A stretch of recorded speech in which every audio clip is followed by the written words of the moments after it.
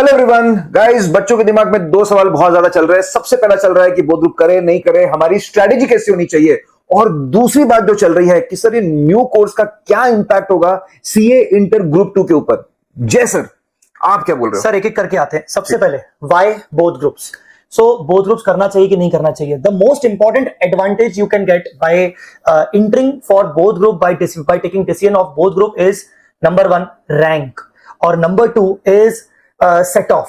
आपको सबको पता होगा कि सेट ऑफ का बेनिफिट बहुत बड़ा होता है। जब आप दोनों ग्रुप दोगे तो कहीं ना कहीं आपको सेट ऑफ के बेनिफिट्स आगे चल के मिल सकते हैं। इसका अहमियत आपको तब समझ में आएगा। और दूसरा, आप रैंक प्लान कर सकते हो और रैंक आपको पता है कि दोनों ग्रुप से ही आता है।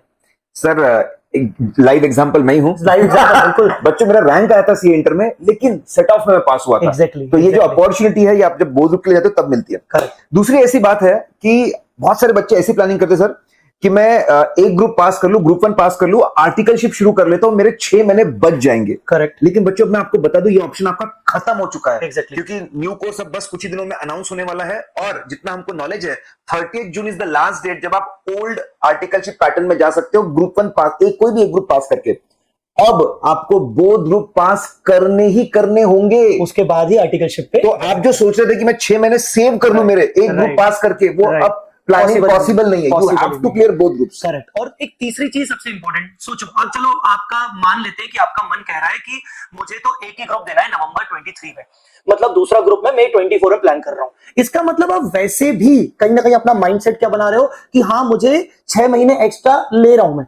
जब आप वैसे ही अपना माइंडसेट 6 महीने एक्स्ट्रा रख रहे हो, तो अगर आप बोथ ग्रुप्स प्लान करके नवंबर 23 में पूरी मेहनत करके पेपर दे दो, तो खुदा न खास्ता अगर मान लो कुछ हो भी गया, चलो कुछ नेगेटिव हो गया, तो भी तो आपको मई 24 में एग्जाम देना ही पड़ेगा।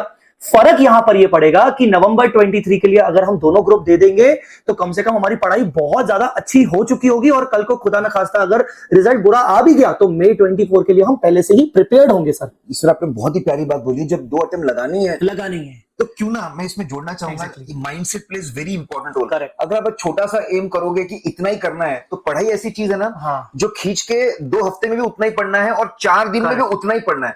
गाइस, यहाँ पे बहुत इंपॉर्टेंट है। जो बोध ग्रुप वाले बच्चे होते हैं जनरली बहुत सिंसियर होते हैं, अपने पढ़ाई का अप्रोच एकदम सही तरीके से पढ़ते हैं कि भाई इस पे ज्यादा ध्यान देना है दे दो, इस पे कम ध्यान देना है उतना ही दो। वो अपने टाइम का यूटिलाइजेशन बहुत अच्छा करते और टाइम वेस्टेज बहुत कम करते। जब भी मैं देखता हूँ एक ग्रुप वाले खुद को लीनियंट छोड़ देते हैं। मेरे पास तो बहुत टाइम है, बहुत है, और मैं इफेक्टिवली बचता नहीं है।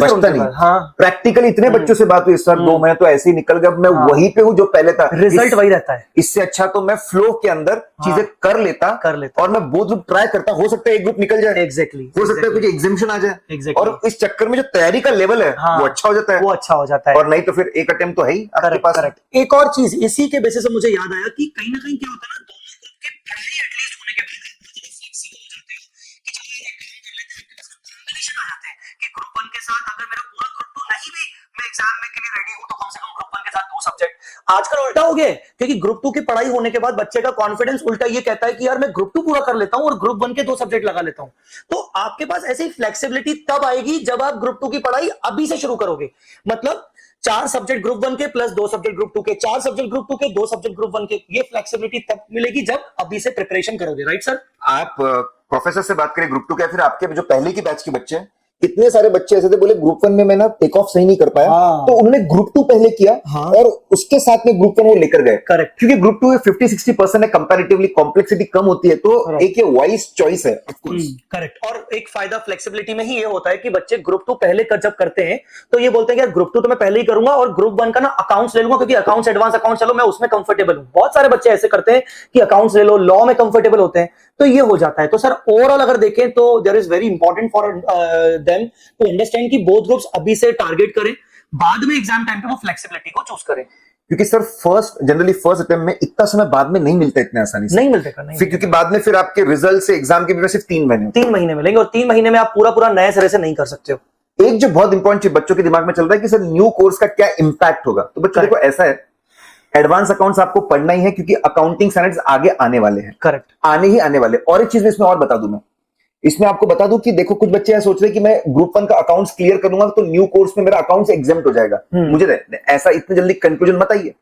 इंस्टीट्यूट ये भी बोल सकता है कि जब तक तुम्हारे दोनों अकाउंट्स क्लियर नहीं है हम यहाँ पे तुमको एग्जाम्पशन ना दे, हो सकता है ऐसा बोले, राइट। तो एडवांस अकाउंट्स पढ़ना ही है, एफएम तो पूरा पढ़ना ही है, ठीक है। हाँ, आपका इको है वो आपका फाउंडेशन से बेस आ रहा, तो आपको प्रॉब्लम नहीं होगी ज्यादा। ऑडिट आपको पूरा पढ़ना है, करेक्ट।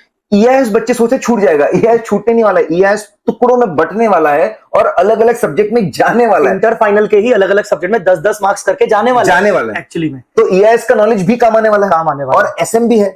मतलब मैं ये बोलना चाहता हूँ, बच्चों को ऐसा लग रहा है कि न्यू ग्रुप कोर्स में जाकर मैं नॉलेज में शॉर्टकट दिख रहा है, एक्चुअली वो शॉर्टकट है नहीं। वो आपको, अगर आपने ऐसा कर लिया, शॉर्टकट का सोचा, तो एडवांस अकाउंट्स जो नए सिलेबस में आने वाला है उसमें वैसे भी सारे अकाउंटिंग स्टैंडर्ड्स हैं। हो सकता है इंस्टीट्यूट आपको बोले कि नहीं, हम आपको ऐसे नहीं जाने देंगे फाइनल में, आपको एडवांस अकाउंट पेपर देना ही पड़ेगा। चलो मान भी लो कि अगर आपको मान लो स्किप हो भी गया, आपका एडवांस अकाउंट्स हो गया, हो सकता है आपको थोड़ा बहुत शॉर्टकट मिल भी गया, तो फाइनल में आप क्या एक्सपेक्ट कर रहे हो? जो एफआर का सब्जेक्ट है जिसमें कंप्लीट इंड एएस है, आपको क्या ऐसे ही इंड एएस समझ में आ जाएगा बिना एएस पढ़े? ऐसे तो पॉसिबल नहीं है डेफिनेटली। मैं इसमें एक और बोला, तो बच्चे ना कंफ्यूजन के चक्कर में टाइम बहुत वेस्ट करते हैं। मैं आगे सोचूंगा, अनाउंसमेंट, ये जो टाइम वेस्ट होना ये ज्यादा खतरनाक है। आपके डिसीजन वो सही होते हैं जिसमें आप आपका टाइम अच्छे से यूटिलाइज कर रहे हो, राइट। जितनी क्लैरिटी आपको मिल रही है वो नॉलेज अच्छे से, और देखो नॉलेज लिया कभी वेस्ट होना ही नहीं सकता, ठीक है। ये नॉलेज पूरा आपको या तो आगे नए कोर्स में आएगा ही पूरा, फाइनल में कहीं ना कहीं आपको पूरा काम आने वाला है। So guys, use your time effectively. Correct. जो एग्जिस्टिंग है उसको जम के अच्छे से तैयारी करो, अपना बेस्ट दो, एंड यू नेवर नो आप नवंबर 23 में पास हो चुके हो, पूरा पास हो चुके हो, आपका टाइम पूरा सेव हो गया। क्यों आप ऐसा सोच रहे हो कि मुझे न्यू कोर्स करना है, न्यू कोर्स में जाना है? क्योंकि न्यू कोर्स के फिर अलग चैलेंजेस भी आपको हो सकता है आगे चल के फेस करने पड़े। पेपर के पैटर्न्स कैसे चेंज होते हैं, नेगेटिव मार्किंग आ रही है, यस करेक्ट, नेगेटिव मार्किंग आ रही है आपके एमसीक्यू में न्यू कोर्स में। क्यों नेगेटिव मार्किंग में जाना? नेगेटिव मार्किंग में जो मजे आएंगे ना लाइफ के, वो अलग लेवल के रहेंगे, correct. So take your wise decision. As far as group 2 की अगर बात करें तो 1 जून से we are starting the new batch, right sir?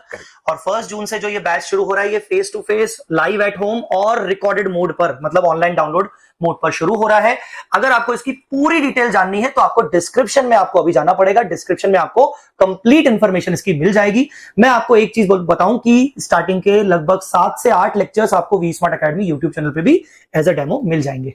देखिए, कुछ सब्जेक्ट अराउंड 60 लेक्चर्स में खत्म हो जाएंगे, कुछ अराउंड 70 में। तो आपको क्लासेस करने के बाद में भी 2.5 महीना मिनिमम आपके पास में रहेगा दोनों ग्रुप की तैयारी करने के लिए, जो किसी भी एंगल से एक अच्छा खासा टाइम है 2 ग्रुप प्रिपेयर करने के लिए। तो आपको चिंता की बात नहीं, हमने वो सारी बातें सोच के ही ये पूरी प्लान को हमने डिजाइन किया हुआ है। ठीक है गाइस? ओके गाइस, तो मिलते हैं ग्रुप 2 में 1 जून से। All the best.